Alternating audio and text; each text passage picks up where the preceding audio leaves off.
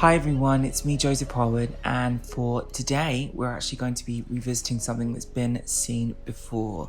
I'm going to be going through a conversation with my lovely friend Adore Delano, who I recently re-encountered at the wonderful Drag Con in London this time, and I wanted to bring you guys an interview we did for a magazine called Loverboy. So I was really privileged to have met Adore for the first time after being a fan of her work, and I had the opportunity to interview her for a magazine. So I recorded it, and with her permission I uploaded it as a podcast for the last variation of my podcast, which is No Pun Intended. And here we go today with a revision, and hopefully you guys will enjoy a little throwback.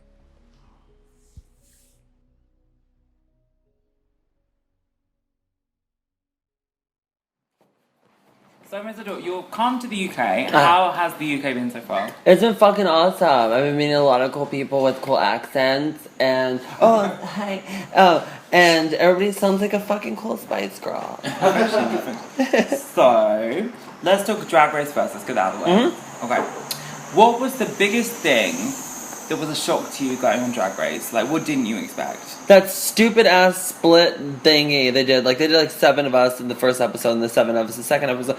I didn't hear a word that Rue was saying. I was just convinced that we're all the boogers of the first season. I was like, we're the boogers, and one of us is going to make it into the real show. That's all I heard. I made it up in my head, and I was convinced. Like ANTM. Yes. It's like, you gotta work. I thought they were gonna make us lip sync, and Laganja was gonna get it because the bitch could break a leg and shit. Sometimes want to break her neck, but no, she can break her leg. But no, I was like, she's gonna get it, and I was like, oh, holy shit. So that's what I thought it was, and I hated it. I thought it was awful, and then when it aired, it was awful too. And it was so awkward. So this is your second reality show you've been on. You were on American Idol. Yeah. What was it the same experience, or was it very different? Well, American Idol is ran by a Republican station back in the States. It's Fox, so it's like they aren't very like excited about like the gay community or like anybody coming out on the show. So I was told to not come out. I came out when I was 12 years old. Yeah. I was told to not sing girl songs and some stupid bullshit like that. But but the experience like really helped me a lot to be like comfortable in front of cameras and stuff like that. But that's pretty much it. I mean, Simon's a dickhead. Everybody knows that. But he's It was good training, I guess. It was very good training. Things happen in their own time. No, really. It really does. So you came out at 12? Yes, I did. What was that like? Was that an experience? What do you think about the whole like coming out experience? Was it I'm gay, or was it like I like everything? No, I told my mom, I have to tell you something, and she's like, what's funny, before I came out, my mom sat both of my brothers down, and she said, your brother's about to come out. It was like 2 weeks before. Like, my mom, like, me and her are like best friends. She knows it. She could see a sign.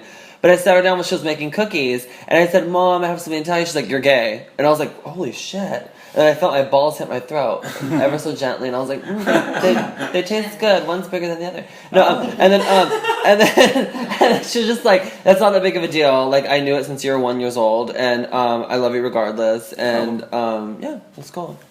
It's still going. Still going. Yeah. Amazing. So when you went on RuPaul, okay, what was the difference between your experience and the experience that was shown on TV? It was pretty similar, but you know what's fucked up is they don't air a lot of stuff that happened, because, I mean, we're filming like 16-hour days, and it's like they're putting that into like 40 minutes, so there's a lot of things that didn't air. Like, there's a lot of fights that happened, including, I had a fight with Milk that was really interesting because... Really? Yeah, and they didn't air it, and I thought they should have aired it. What happened? Well, I just think it's very interesting when personalities clash, just because I got her drag right off the bat, and I just feel like there was a respect issue going on there. Yes. It was a lack of respect. I think she thought I was a young queen, and that I wasn't quite ready. I don't know. It was just her energy is very condescending at first when you don't know who she is. Yes. So, I mean, I clocked her, like, from the beginning. Yes, I like Milk, but yes, I'm agreeing with you. Love Milk to death now that I got to know her, but when you don't know her, she's very, like, I know best and I know everything. Sure. Coming from somebody that's so out of the box, it's surprising, because usually those are the bitches that get everything and just, like, see drag as an art, but she was very,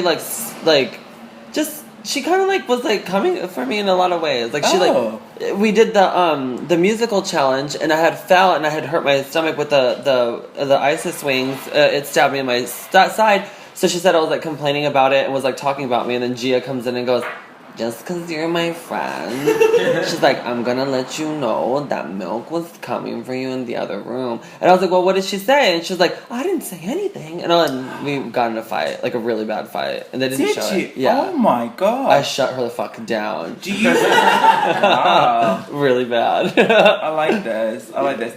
So with the show, like, because the kind of timeline of the show was your relationship with Laganja.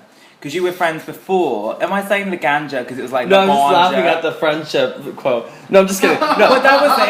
It was portrayed as friends. I mean, the thing is like, I've known her prior to the show about 3 years. Yeah. And there was a comment that didn't air as well on the show that she had said to me that completely, like, changed the way I viewed her. She looked at my face and said, you don't fucking know me well enough to know that this is how I talk. And I was like, I invited, like, 4 friends to my birthday party, hotel party. You were one of them. Like, we and her were really close back then. We were the baby drag queens that everybody hated because we'd always win. You'd win. And she was like my fucking sister. So it was like, when she said that, I was like, oh, girl, you're done. Like, even if we redeem ourselves, we'll never be the same. So do you think it was the competitiveness that made her like that? And not to throw shade, I love Alyssa Edwards. She's one of my favorite queens ever. But I feel like there's like a very competitive nature with all of the girls. Like Shangela, Alyssa, and her. And Shangela's brilliant. And they're all brilliant at what they do, even Laganja. But like, they have a competitive energy that doesn't mix well with friendships and a competition at all. That makes sense. Yeah. That makes sense. So with the show, would you have rather something been shown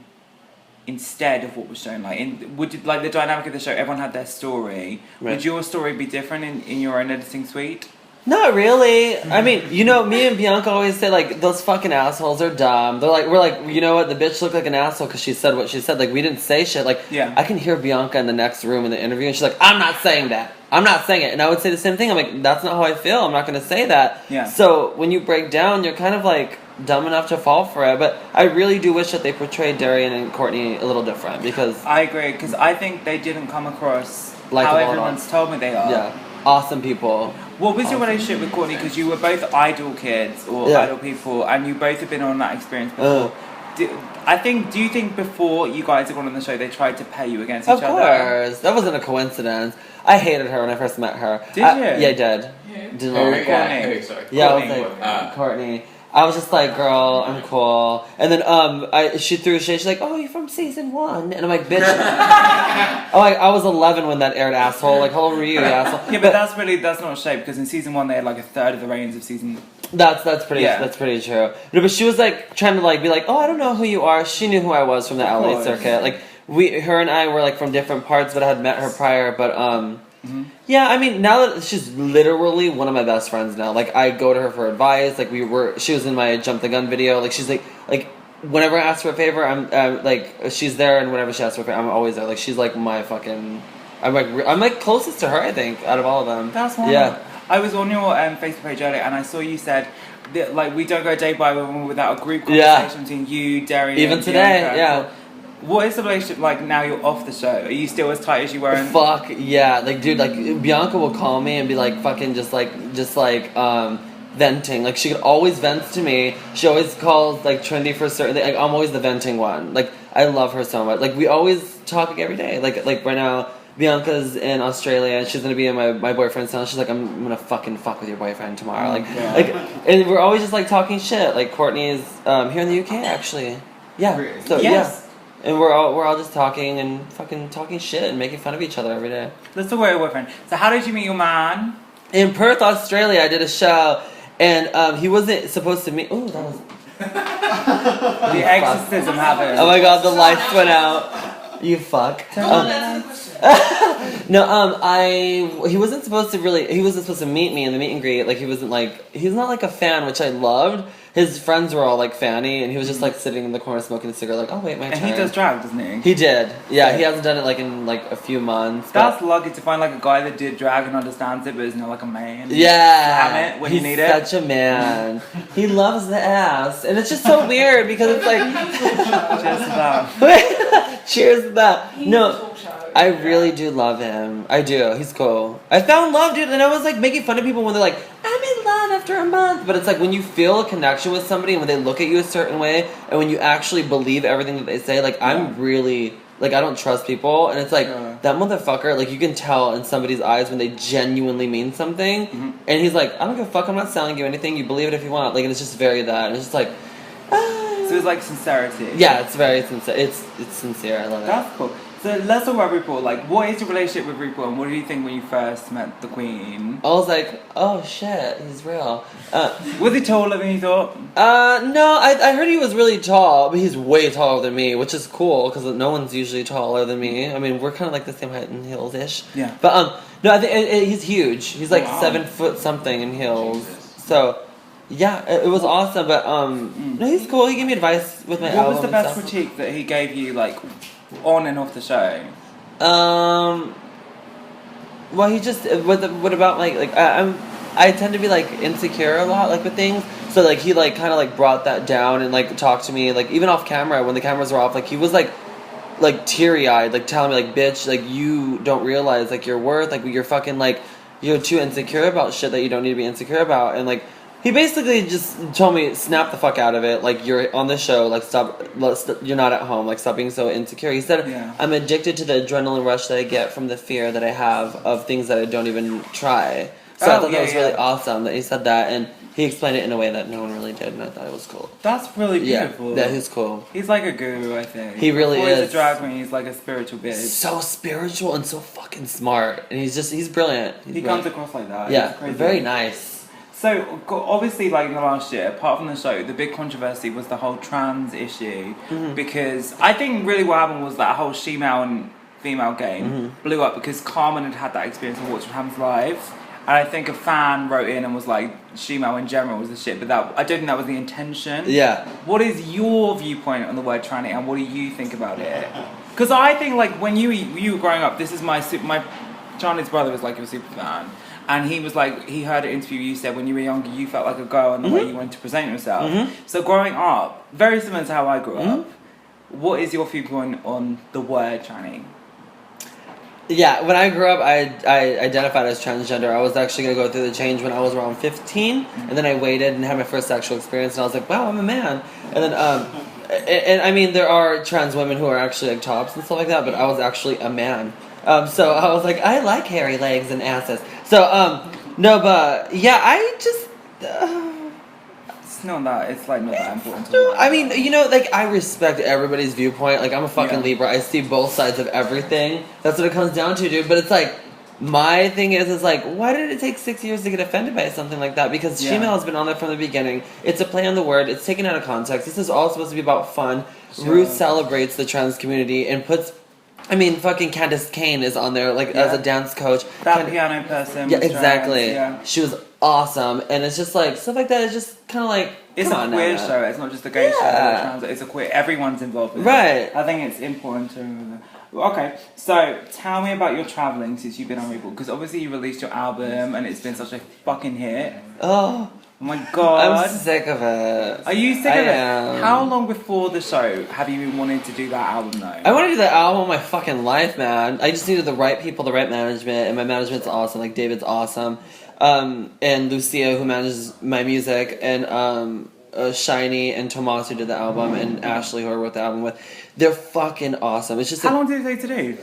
Oh, girl, you're gonna laugh. Okay, it took about 3 months to write and 3 days to record. That is incredible. Shut the fuck up. 2.5 days, if we're being cool. Like, I went the first day till midnight. The second day, I was like, we're not stopping. I did like 4 versions of every song.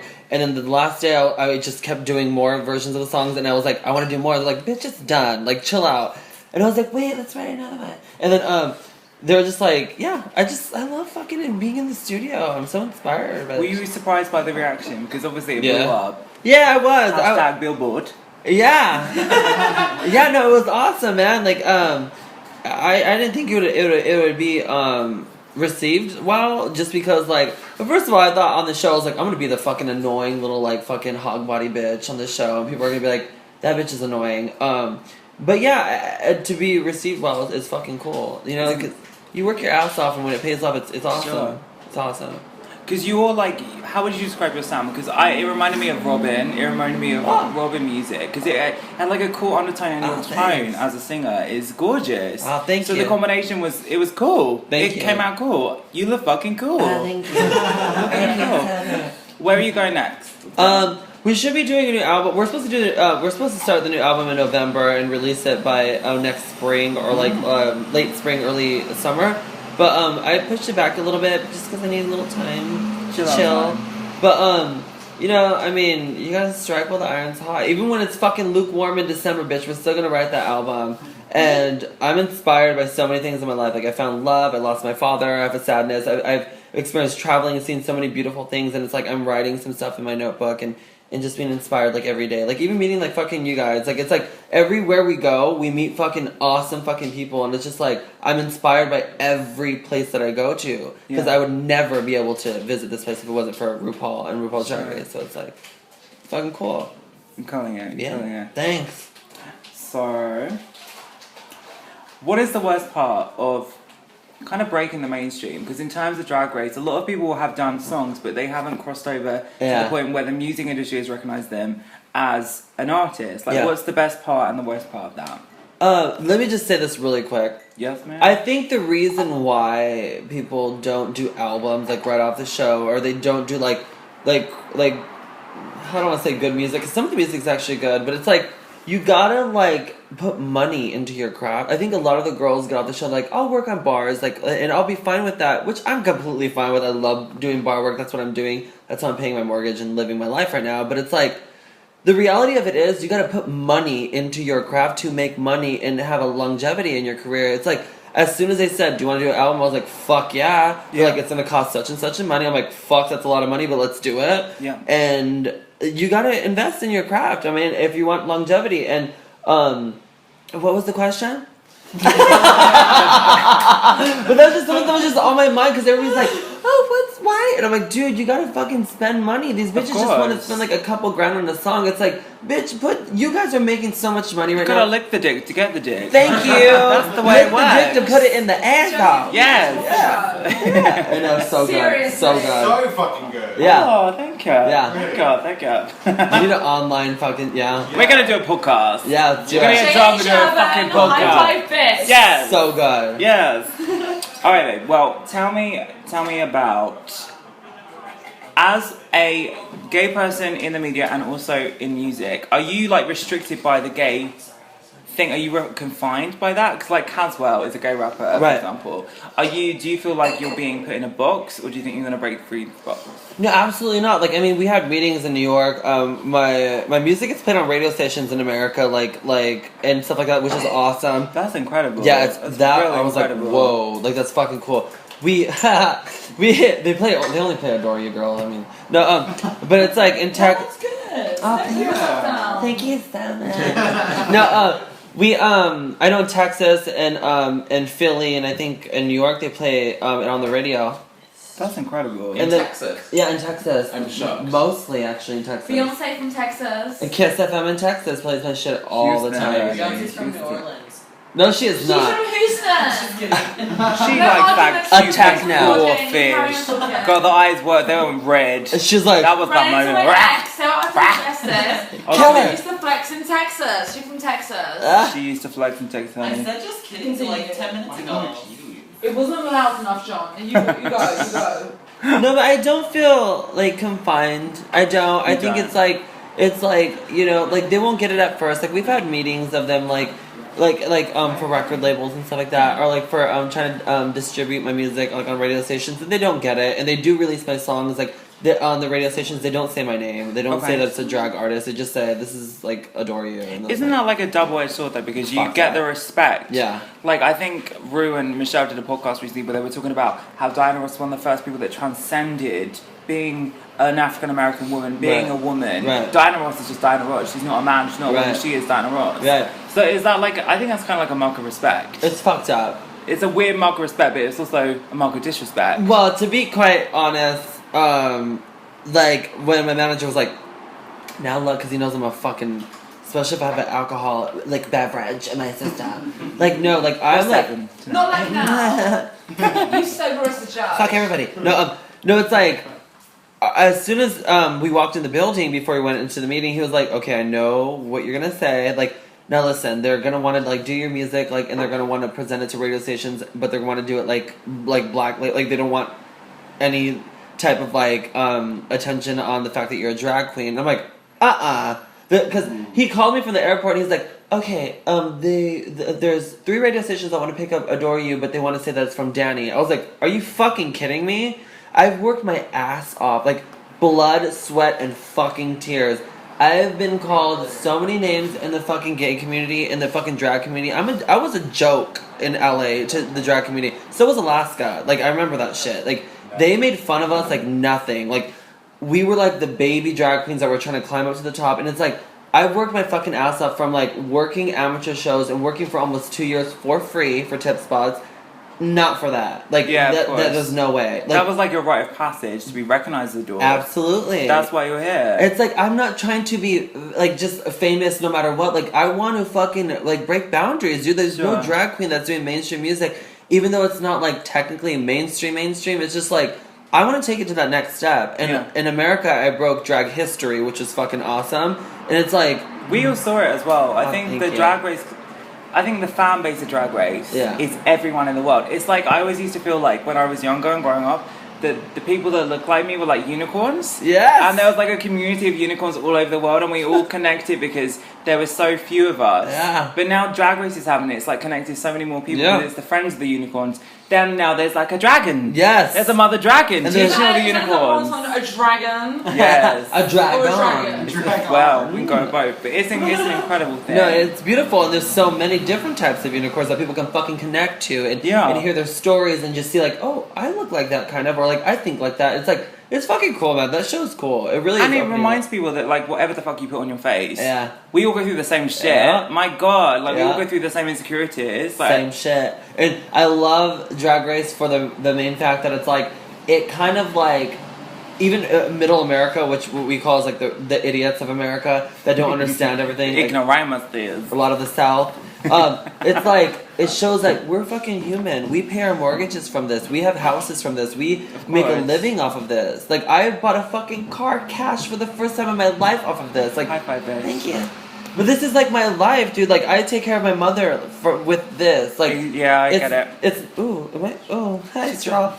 But it's not like a sexual kick. And like back in the day, before Drag Race and before like mainstream media is picking up on drag, like it was all like it just, they didn't understand it. So I think it's kind of opening a lot of people's eyes, and it's like widening their horizons. Thank goodness.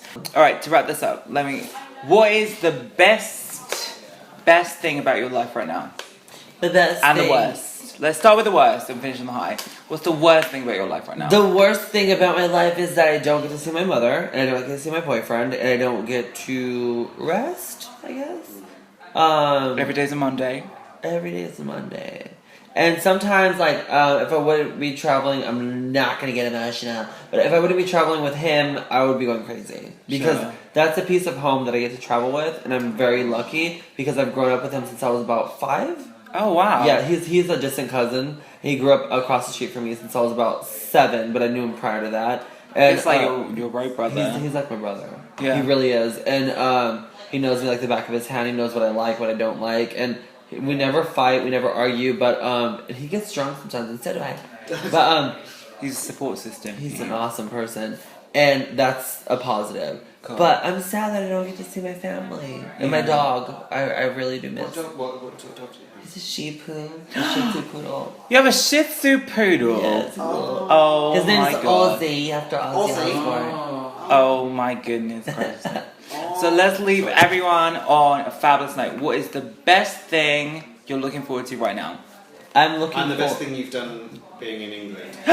Okay. Trick question. The best thing right now. What was the question? Let's just talk about the fabulous things. The best thing is I'm looking forward to is moving my boyfriend to America. I'm in love with Gay him. bees will be made in terms of booty and plants. I'm not a fan dogs. of kids. No. I'm not. No. I'm not. I was on an airplane. I was thinking, how can I throw this fucking piece of shit out of this window? P.S. Let's do that to the children next door that creep upside of my door. Let's do that. Let's creep in their door. Can you imagine them? They'd like Monsters Inc. gone wrong. Would that not be fabulous? Dude. I thought you meant the children next door chatting. Oh, I did too. No, but it's just like this kid was screaming his fucking head off in the fucking airplane. And I was like, can you beat your fucking kid or send him to my house for a week? Because my mom would fucking slay him. Like in a week, he would be like that's one thing I gotta give to my mom. She fucking raised us very well, very mannered and polite. Because my brothers and my brothers look like gangsters and stuff, but dude, they are the most polite. Hook them up with me. Wow. Wait to see a lady. They both have kids and they're both married. I'm cool with that.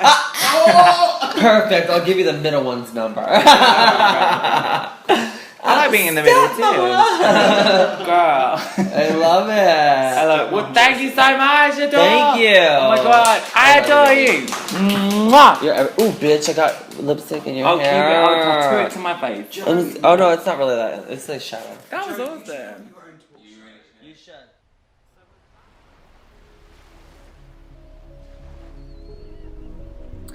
Thank you so much, everyone, for listening to this interview. It's very much a case of fun times and funny events. We had a lot of fun this evening, and love to everyone. Alright guys, please subscribe if you're new to the SoundCloud. Find this on iTunes. You can find Agitprop, www.josephharwood.com, and issue 2 will be out with this launch. Take care, and I'll see you all in the next episode.